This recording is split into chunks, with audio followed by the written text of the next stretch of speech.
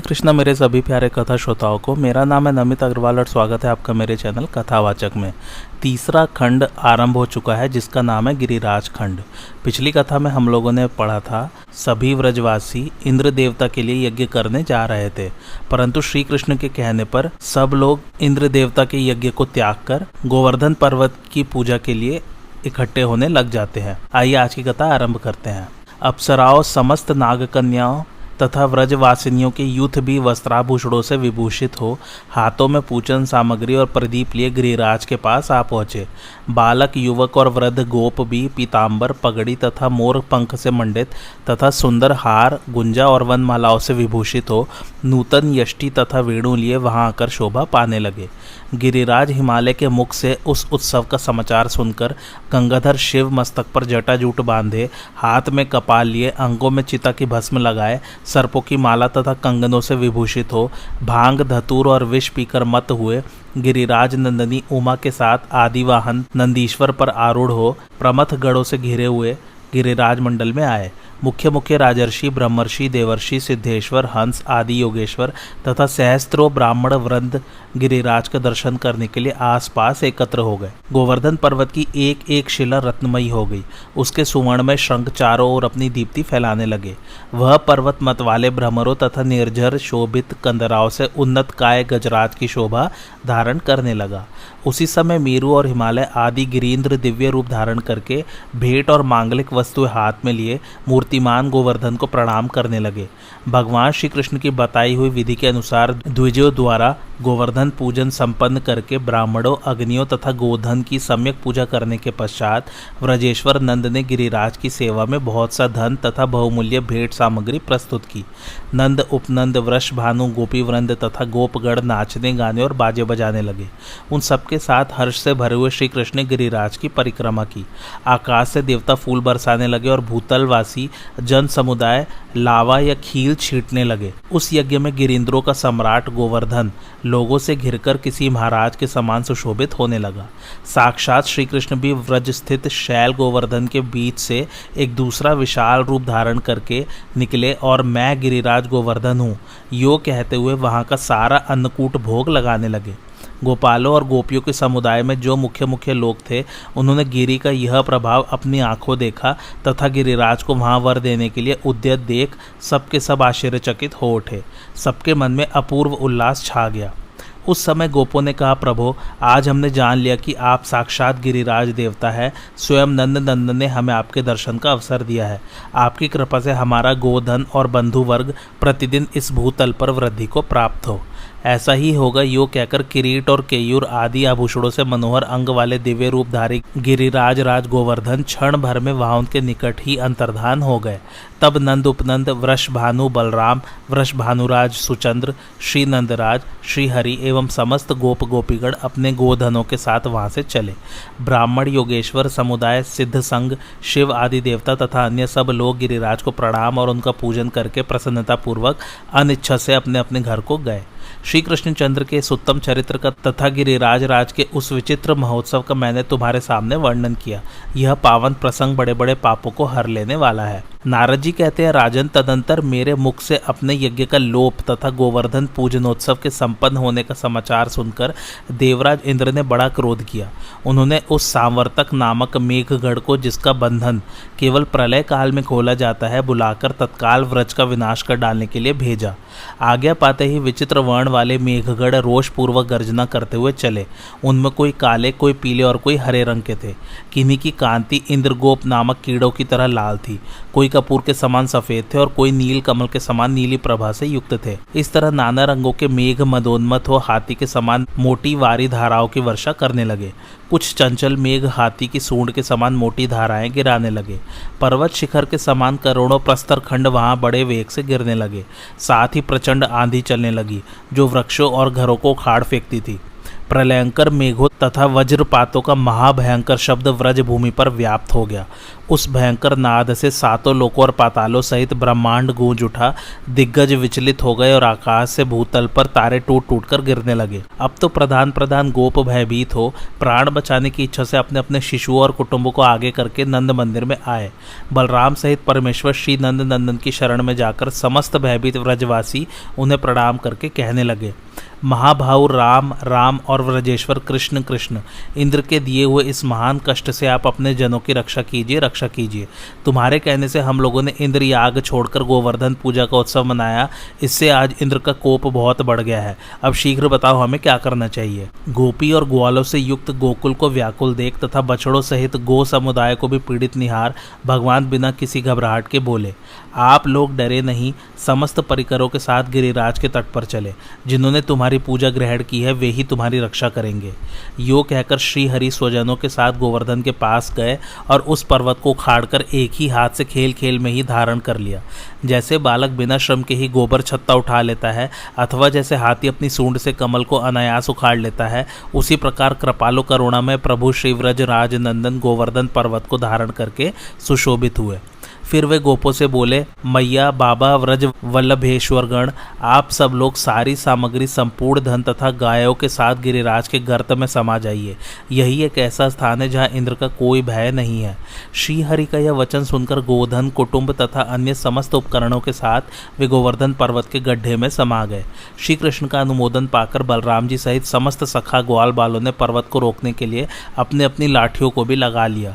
पर्वत के नीचे जल प्रवाह को आता देख भगवान ने मन ही मन सुदर्शन चक्र तथा शेष का स्मरण करके उसके निवारण के लिए आज्ञा प्रदान की। उस पर्वत के ऊपर स्थित हो कोटि सूर्यों के समान तेजस्वी सुदर्शन चक्र गिरती हुई जल की धाराओं को उसी प्रकार पीने लगा जैसे अगस्त्य मुनि ने समुद्र को पी लिया था। उस पर्वत के नीचे शेष नाग ने चारों ओर से गोलाकार स्थित हो उधर आते हुए जल प्रवाह को उसी तरह रोक दिया जैसे तटभूमि समुद्र को रोके रहती है। गोवर्धन हारी श्रीहरि एक सप्ताह तक सुस्थिर भाव से खड़े रहे और समस्त गोप चकोरों की भांति श्री कृष्ण चंद्र की ओर निहारते हुए बैठे रहे। तदंतर मतवाले ऐरावत हाथी पर चढ़कर अपनी सेना साथ ले रोष से भरे हुए देवराज इंद्र व्रज मंडल में आए। उन्होंने दूर से ही नंद व्रज को नष्ट कर डालने की इच्छा से अपना वज्र चलाने की चेष्टा की, किंतु माधव ने वज्र सहित उनकी भुजा को स्तंभित कर दिया। फिर तो इंद्र भयभीत हो गए और जैसे सिंह की चोट खाकर हाथी भागे उसी प्रकार वे सामवर्तक गणों तथा देवताओं के साथ सहसा भाग चले। उसी समय सूर्योदय हो गया। बादल इधर उधर छट गए, हवा का वेग रुक गया और नदियों में बहुत थोड़ा पानी रह गया। पृथ्वी पर पंख का नाम भी नहीं था। आकाश निर्मल हो गया, चौपाए और पक्षी सब और सुखी हो गए। तब भगवान की आज्ञा पाकर समस्त गोप पर्वत के गर्त से अपना अपना गोधन लेकर धीरे धीरे बाहर निकले। उसके बाद गोवर्धनधारी ने अपने सखाओं से कहा, तुम लोग भी निकलो। तब वे बोले, नहीं, हम लोग अपने बल से पर्वत को रोके हुए हैं, तुम ही निकल जाओ। उन सबको इस तरह की बातें करते देख महामना गोवर्धनधारी श्रीहरि ने पर्वत का आधा भार उन पर डाल दिया। बेचारे निर्बल गोप बालक उस भार से दबकर गिर पड़े। तब उन सबको उठाकर श्री कृष्ण ने उनके देखते देखते पर्वत को पहले की ही भांति लीलापूर्वक रख दिया। उस समय प्रमुख गोपी और प्रधान प्रधान गोपों ने नंद नंदन का गंध और अक्षत आदि से पूजन करके उन्हें दही दूध का भोग अर्पित किया और उनको परमात्मा जानकर सबने उनके चरणों में प्रणाम किया। नंद, यशोदा, रोहिणी, बलराम तथा सनंद आदि वृद्ध गोपों ने श्री कृष्ण को हृदय से लगाकर धन का दान किया और दया से द्रवित हो उन्हें शुभ आशीर्वाद प्रदान किए। तदंतर उनकी भूरी भूरी प्रशंसा करके समस्त व्रजवासी सफल मनोरथ हो नंद नंदन के समीप गाने बजाने और नाचने लगे तथा उन श्रीहरि को आगे करके अपने घर को लौटे। उसी समय हर्ष से भरे हुए देवता वहां नंदन वन के सुंदर सुंदर फूलों की वर्षा करने लगे तथा आकाश में खड़े हुए प्रधान प्रधान गंधर्व और सिद्धों के समुदाय गोवर्धनधारी के यश गाने लगे। नारद जी कहते हैं, राजन, तदंतर गर्व गल जाने के कारण देवराज इंद्र देवताओं के साथ उस पर्वत पर आए और एकांत में श्री कृष्ण को प्रणाम करके उनसे बोले, आप देवताओं के भी देवता, सर्वसमर्थ, पूर्ण परमेश्वर, पुराण पुरुष, पुरुषोत्तम उत्तम, प्रकृति से परे तथा परात्पर श्रीहरि हैं। स्वर्ग के स्वामी जगतपते, मेरी रक्षा कीजिए, रक्षा कीजिए। धर्म, गौ तथा वेद की रक्षा करने के लिए 10 अवतार धारण करने वाले भगवान आप ही हैं। इस समय भी आप परिपूर्णतम देवता कंस आदि दैत्य राजों के विनाश के लिए ही अवतीर्ण हुए हैं। आपकी माया से जिसकी चित्तवृत्ति मोहित है, जो मद से उन्मत्त और अवहेलना का पात्र है, वही मैं आपका अपराधी इंद्र हूँ। द्युपते, जैसे पिता पुत्र के अपराध को क्षमा कर देता है, उसी प्रकार आप मुझ अपराधी को क्षमा करें। इस प्रकार भगवान श्री हरि की स्तुति करके देवराज इंद्र ने हाथ जोड़कर समस्त देवताओं के साथ उन्हें प्रणाम किया। इसके बाद क्षीर सागर से उत्पन्न हुई सुरभि गौ ने उस सुरम्य गोवर्धन पर्वत पर आकर अपनी दुग्ध धारा से गोपेश्वर श्री कृष्ण को स्नान कराया। फिर मत गजराज एरावत ने गंगा जल से भरी हुई 4 सूंडों द्वारा भगवान श्री कृष्ण का अभिषेक किया। फिर हर्षोल्लास से भरे हुए संपूर्ण देवता, गंधर्व और किन्नर ऋषियों को साथ ले वेद मंत्रों के उच्चारण पूर्वक पुष्प वर्षा करते हुए श्री हरि की स्तुति करने लगे। श्री कृष्ण का अभिषेक संपन्न हो जाने पर वह महान पर्वत गोवर्धन हर्ष एवं आनंद से द्रवीभूत होकर सब ओर बहने लगा। तब भगवान ने प्रसन्न होकर उसके ऊपर अपना हस्त कमल रखा। उस पर्वत पर भगवान के हाथ का वह चिन्ह आज भी दृष्टिगोचर होता है। वह परम पवित्र तीर्थ हो गया जो मनुष्य के पापों का नाश करने वाला है। वहीं चरण चिन्ह भी है, उसे भी परम तीर्थ समझो। जहाँ हस्त चिन्ह है वहीं उतना ही बड़ा चरण चिन्ह भी हुआ। उसी स्थान पर सुरभि देवी के चरण चिन्ह भी बन गए। श्री कृष्ण के स्नान के निमित्त जो आकाश गंगा का जल गिरा, उससे वहीं मानसी गंगा प्रकट हो गई जो संपूर्ण पापों का नाश करने वाली है। सुरभि की दुग्ध धाराओं से गोविंद ने जो स्नान किया, उससे उस पर्वत पर गोविंद कुंड प्रकट हो गया जो बड़े बड़े पापों को हर लेने वाला परम पावन तीर्थ है। कभी कभी उस तीर्थ के जल में दूध का सा स्वाद प्रकट होता है। उसमें स्नान करके मनुष्य साक्षात गोविंद के धाम को प्राप्त होता है। इस प्रकार वहाँ श्री हरि की परिक्रमा करके उन्हें प्रणाम पूर्वक बलि समर्पित करने के पश्चात इंद्र आदि देवता जय जयकार पूर्वक पुष्प बरसाते हुए बड़े सुख से स्वर्गलोक को लौट गए। जो श्री कृष्ण अभिषेक की इस कथा को सुनता है वह 10 अश्वमेध यज्ञों के अवभृत स्नान से अधिक पुण्य फल को पाता है। फिर वह परम विधाता परमेश्वर श्री कृष्ण के परम पद को प्राप्त होता है। नारद जी कहते हैं, एक समय समस्त गोपों और गोपियों ने नंद नंदन के उस अद्भुत चरित्र को देखकर यशोदा सहित नंद के पास जाकर कहा, हे यशोमय गोपराज, तुम्हारे वंश में पहले कभी कोई भी ऐसा बालक नहीं उत्पन्न हुआ था जो पर्वत उठा ले। तुम स्वयं तो एक शिलाखंड भी 7 दिन तक नहीं उठाए रह सकते, कहाँ तो 7 वर्ष का बालक और कहाँ उसके द्वारा इतने बड़े गिरिराज को हाथ पर उठाए रखना। इससे तुम्हारे इस महाबली पुत्र के विषय में हमें शंका होती है। जैसे गजराज एक कमल उठा ले और जैसे बालक गोबर छत्ता हाथ में ले ले, उसी तरह इसने खेली खेल में एक हाथ से गिरिराज को उठा लिया था। यशोदे, तुम गोरी हो और नंद जी तुम भी सुवर्ण सदृश गौर वर्ण के हो, किंतु यह श्याम वर्ण का उत्पन्न हुआ है। इसका रूप रंग इस कुल के लोगों से सर्वथा विलक्षण है। यह बालक तो ऐसा है जैसे क्षत्रियों के कुल में उत्पन्न हुआ हो। बलभद्र जी भी विलक्षण है, किंतु इनकी विलक्षणता कोई दोष की बात नहीं है, क्योंकि इनका जन्म चंद्रवंश में हुआ है। यदि तुम सच सच नहीं बताओगे तो हम तुम्हें जाति से बहिष्कृत कर देंगे। अथवा यह बताओ कि गोप कुल में इसकी उत्पत्ति कैसे हुई। यदि नहीं बताओगे तो हमसे तुम्हारा झगड़ा होगा। गोपों की बात सुनकर यशोदा जी तो भय से कांप उठी, किंतु उस समय क्रोध से भरे हुए गोपगढ़ों से नंदराज इस प्रकार बोले, गोपगढ़, मैं एकाग्रचित होकर गर्ग जी की कही हुई बात तुम्हें बता रहा हूँ, जिससे तुम्हारे मन की चिंता और व्यथा शीघ्र दूर हो जाएगी। पहले कृष्ण शब्द के अक्षरों का अभिप्राय सुनो। ककार कमल कांत का वाचक है, रिकार राम का बोधक है, शकार श्वेत द्वीप निवासी षड्विध ऐश्वर्य गुणों के स्वामी भगवान विष्णु का वाचक है, ड़कार साक्षात नरसिंह स्वरूप है, अकार उस अक्षर पुरुष का बोधक है जो अग्नि को भी पी जाता है। अंत में जो विसर्ग नामक 2 बिंदु है, ये नर और नारायण ऋषियों के प्रतीक है। ये छहो पूर्ण तत्व जिस परिपूर्णतम परमात्मा में लीन है, वही साक्षात कृष्ण है। इसी अर्थ में इस बालक का नाम कृष्ण कहा गया है। युग के अनुसार इसका वर्ण सत्ययुग में शुक्ल, त्रेता में रक्त तथा द्वापर में पीत होता आया है। इस समय द्वापर के अंत और कलयुग के आदि में यह बालक कृष्ण रूप को प्राप्त हुआ है। इस कारण से यह नंद नंदन कृष्ण नाम से विख्यात है। 5 ज्ञानेंद्रिय तथा मन बुद्धि चित्त, ये 3 प्रकार के अंतकरण 8 वसु कहे गए। इनके अधिष्ठाता देवता भी इसी नाम से प्रसिद्ध है। इन वसुओं में अंतर्यामी रूप से स्थित होकर ये श्री कृष्ण देवी चेष्टा करते हैं, इसलिए इन्हें वासुदेव कहा गया है। वृष भानु नंदिनी राधा जो कीर्ति के भवन में प्रकट हुई है, उसके साक्षात पति यही है, इसलिए इन्हें राधापति भी कहा गया है। ये साक्षात परिपूर्णतम भगवान श्री कृष्ण असंख्य ब्रह्मांडों के अधिपति हैं और सर्वत्र व्यापक होते हुए भी स्वरूप से गोलोक धाम में विराजते हैं। वे ही ये भगवान भूतल का भार उतारने, कंस आदि दैत्यों को मारने तथा भक्तों का पालन करने के लिए तुम्हारे पुत्र रूप में प्रकट हुए हैं। भरतवंशी नंद इस बालक के अनंत नाम है जो वेदों के लिए भी गोपनीय है तथा इसकी लीलाओं के अनुसार और भी बहुत से नाम विख्यात होंगे। अतः इसके कितने ही महान विलक्षण कर्म क्यों न हो, उनके संबंध में कोई विस्मय नहीं करना चाहिए। गोपगढ़, अपने पुत्र के विषय में गर्ग जी की कही हुई इस बात को सुनकर मैं कभी संदेह नहीं करता, क्योंकि पृथ्वी पर वेद वाक्य और ब्राह्मण वचन ही प्रमाण है। गोप बोले, यदि महामुनि गर्गाचार्य तुम्हारे घर आए थे तब उसी समय नामकरण संस्कार में तुमने भाई बंधुओं को क्यों नहीं बुलाया? चुपचाप अपने घर में ही बालक का नामकरण संस्कार कर लिया। यह तुम्हारी अच्छी रीति है कि सारा कार्य घर में ही गुपचुप कर लिया जाए। यो कहकर क्रोध से भरे हुए गोप नंद मंदिर से निकलकर वृषभानुवर के पास गए। वृषभानुवर नंदराज के साक्षात सहायक थे, तथापि इसकी परवाह न करके जातीय संगठन के बल से उन्मत्त हुए गोप उनके पास जाकर बोले, हे वृषभानुवर, तुम हमारे जाति वर्ग में प्रधान और महान मनस्वी हो, अतः गोपेश्वर भूपाल तुम नंदराज को जाति से अलग कर दो।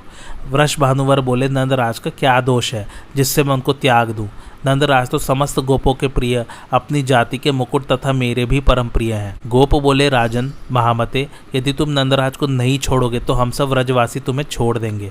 तुम्हारे घर में कन्या बड़ी आयु की होकर विवाह के योग्य हो गई है और तुमने हमारी जाति के प्रधान होकर भी धन संपत्ति के मद से मतवाले होकर अब तक उसे किसी श्रेष्ठ वर के हाथ में नहीं सौंपा है, इसलिए तुम्हारे ऊपर पाप चढ़ा हुआ है। महामते नरेश, आज से हम तुम्हें जाति भ्रष्ट तथा अपने से अलग मान लेंगे, नहीं तो शीघ्र नंदराज को छोड़ दो। वृषभानुवर ने कहा, गोपगढ़ में एकाग्रचित्त होकर गर्ग जी की कही हुई बात बता रहा हूँ, जिससे शीघ्र तुम्हारी चिंता व्यथा दूर हो जाएगी। उन्होंने बताया, असंख्य ब्रह्मांडों के अधिपति लोकेश्वर परात्पर भगवान श्री कृष्ण नंदगृह में बालक होकर अवतीर्ण हुए हैं। उनसे बढ़कर श्री राधा के लिए कोई वर नहीं है। ब्रह्मा जी की प्रार्थना से भूमि का भार उतारने और कंस आदि के वध करने के लिए भूतल पर श्री कृष्ण का अवतार हुआ है। गोलोक में श्री राधा नाम की जो श्री कृष्ण की पटरानी है, वे ही तुम्हारे घर में कन्या रूप से अवतीर्ण हुई है। उन परा देवी को तुम नहीं जानते। मैं इन दोनों का विवाह नहीं कराऊंगा। इनका विवाह यमुना तट पर भांडीर वन में होगा। वृंदावन के समीप निर्जन सुंदर स्थल में साक्षात ब्रह्मा जी पधार कर श्री राधा तथा श्री कृष्ण का विवाह कार्य संपन्न कराएंगे। अतः गोप प्रवर, तुम श्री राधा को लोक चूड़ामणि साक्षात परमात्मा श्री कृष्ण की अर्धांग स्वरूपा एवं गोलोक धाम की महारानी समझो।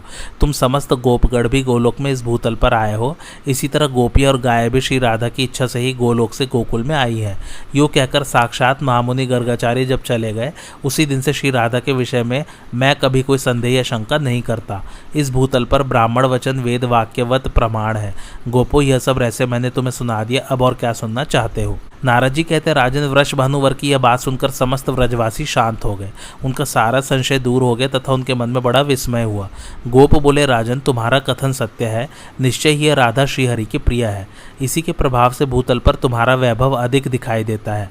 हजारों मत वाले हाथी, चंचल घोड़े तथा देवताओं के विमान सदृश करोड़ों सुंदर रथ और शिबिकाएं तुम्हारे यहाँ सुशोभित होती है।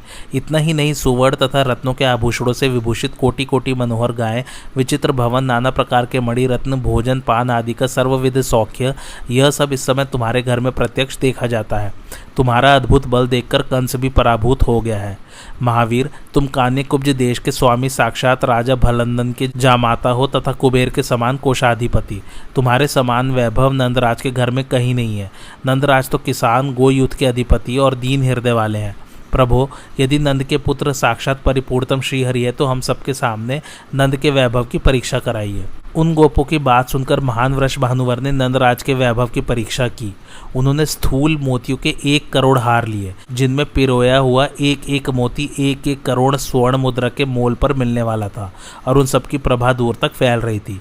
उन सबको पात्रों में रखकर बड़े कुशल वर वर्णकारी लोगों द्वारा सब गोपों के देखते देखते वृषभानुवर ने नंदराज जी के यहाँ भेजा। नंदराज की सभा में जाकर अत्यंत कुशल वर वर्णकर्ता लोगों ने मौक्तिक हारों के पात्र उनके सामने रख दिए और प्रणाम करके उनसे कहा, नंदराज, जिसके नेत्र नूतन विकसित कमल के समान शोभा पाते हैं तथा जो मुख में करोड़ों चंद्रमंडलों की सी कांति धारण करती है, उस अपनी पुत्री श्री राधा को विवाह के योग्य जानकर वृषभानुवर ने सुंदर वर की खोज करते हुए यह विचार किया है कि तुम्हारे पुत्र मदन मोहन श्री कृष्ण दिव्य वर हैं। गोवर्धन पर्वत को उठाने में समर्थ, दिव्य भुजाओं से संपन्न तथा उद्भट वीर है। प्रभो वैश्य प्रवर, यह सब देख और सोच विचार कर वृषभानुवंदित वृषभानुवर ने हम सबको यहाँ भेजा है। आप वर की गोद भरने के लिए पहले कन्या पक्ष की ओर से यह मौक्तिक राशि ग्रहण कीजिए, फिर इधर से भी कन्या की गोद भरने के लिए पर्याप्त मौक्तिक राशि प्रदान कीजिए। यही हमारे कुल की प्रसिद्ध रीति है। उस द्रव्य राशि को देखकर उत्कृष्ट नंदराज बड़े विस्मित हुए, तो भी वे कुछ विचार कर यशोदा जी से उसके तुल्य रत्न राशि है या नहीं, इस बात को पूछने के लिए वह सब सामान लेकर अंतपुर में गए। वहां उस समय नंद और यशस्विनी यशोदा ने चिरकाल तक विचार किया, किंतु इसी निष्कर्ष पर पहुंचे कि इस मौक्तिक राशि के बराबर दूसरी कोई द्रव्य राशि मेरे घर में नहीं है। आज लोगों में हमारी सारी लाज गई, हम लोगों की सब और हंसी उड़ाई जाएगी। इस धन के बदले में हम दूसरा कौन सा धन दें, क्या करें? श्री कृष्ण के इस विवाह के निमित्त हमारे द्वारा क्या किया जाना चाहिए? पहले तो जो कुछ वर के लिए आया है उसे ग्रहण कर लेना चाहिए, पीछे अपने पास धन आने पर वधु के लिए उपहार भेजा जाएगा। ऐसा विचार करते हुए नंद और यशोदा जी के पास भगवान अघमर्दन श्री कृष्ण अलक्षित भाव से ही वहां आ गए। उन मौक्तिक हारों में से 100 हार उन्होंने घर से बाहर खेतों में ले जाकर अपने हाथों से मोती का एक एक दाना लेकर उन्होंने उसी भांति सारे खेत में छींट दिया, जैसे किसान अपने खेतों में अनाज के दाने बिखेर देता है। तदंतर नंद भी जब उन मुक्ता मालाओं की गणना करने लगे तब उनमें 100 मालाओं की कमी देखकर उनके मन में संदेह हुआ। नंद जी बोले, हाय, पहले तो मेरे घर में जिस रत्न राशि के समान दूसरी कोई रत्न राशि थी ही नहीं, उसमें भी अब 100 की कमी हो गई है। अहो, चारों ओर से भाई बंधुओं के बीच मुझ पर बड़ा भारी कलंक पोता जाएगा। अथवा यदि श्री कृष्ण या बलराम ने खेलने के लिए उसमें से कुछ मोती निकाल लिए हों तो अब दीनचित होकर मैं उन्हीं दोनों बालकों से पूछूंगा। इस प्रकार विचार कर नंद ने भी श्री कृष्ण से उन मोतियों के विषय में आदरपूर्वक पूछा। तब जोर से हंसते हुए गोवर्धनधारी भगवान नंद से बोले, बाबा, हम सारे गोप किसान हैं जो खेतों में सब प्रकार के बीज बोया करते हैं, अतः हमने खेत में मोती के बीज बिखेर दिए हैं। बेटे के मुंह से यह बात सुनकर व्रजेश्वर नंद ने उसे डांट बताई और उन सबको चुन बीन कर लाने के लिए उसके साथ खेतों में गए। वहां मुक्ता फल के सैकड़ों सुंदर वृक्ष दिखाई देने लगे जो हरे हरे पल्लवों से सुशोभित और विशालकाय थे। जैसे आकाश में झुंड के झुंड तारे शोभा पाते हैं, उसी प्रकार उन वृक्षों में कोटि कोटि मुक्ता फलों के गुच्छे समूह के समूह लटके हुए सुशोभित हो रहे थे। तब हर्ष से भरे हुए व्रजेश्वर नंदराज ने श्री कृष्ण को परमेश्वर जानकर पहले के समान ही मोटे मोटे दिव्य मुक्ता फल उन वृक्षों से तोड़ लिए और उनके 1 कोटि भार गाड़ियों पर लदवाकर उन वर वर्णकर्ताओं को दे दिए। वह सब लेकर वे वरदर्शी लोग वृष भानुवर के पास गए और सबके सुनते हुए नंदराज के अनुपम वैभव का वर्णन करने लगे। उस समय सब गो बड़े विस्मित हुए। नंदन को साक्षात श्रीहरि जानकर समस्त व्रजवासियों का संशय दूर हो गया और उन्होंने वृष भानुवर को प्रणाम किया। उसी दिन से व्रज के सब लोगों ने यह जान लिया कि श्री राधा श्रीहरि की प्रियतमा है और श्रीहरि श्री राधा के प्राण वल्लभ है। जहाँ नंदन श्रीहरि ने मोती बिखेरे थे वहाँ मुक्ता सरोवर प्रकट हो गया जो तीर्थों का राजा है। जो वहाँ 1 मोती का भी दान करता है वह लाख मोतियों के दान का फल पाता है, इसमें संशय नहीं है। इस प्रकार मैंने तुमसे गिरिराज महोत्सव का वर्णन किया जो मनुष्यों के लिए भोग और मोक्ष प्रदान करने वाला है। अब तुम और क्या सुनना चाहते हो? आज की कथा यहीं समाप्त होती। कैसी लगी आप लोग को मेरी कथा मुझे कमेंट करके ज़रूर बताइए और मेरे चैनल कथावाचक को लाइक शेयर और सब्सक्राइब ज़रूर कीजिए। Thanks for watching. धन्यवाद।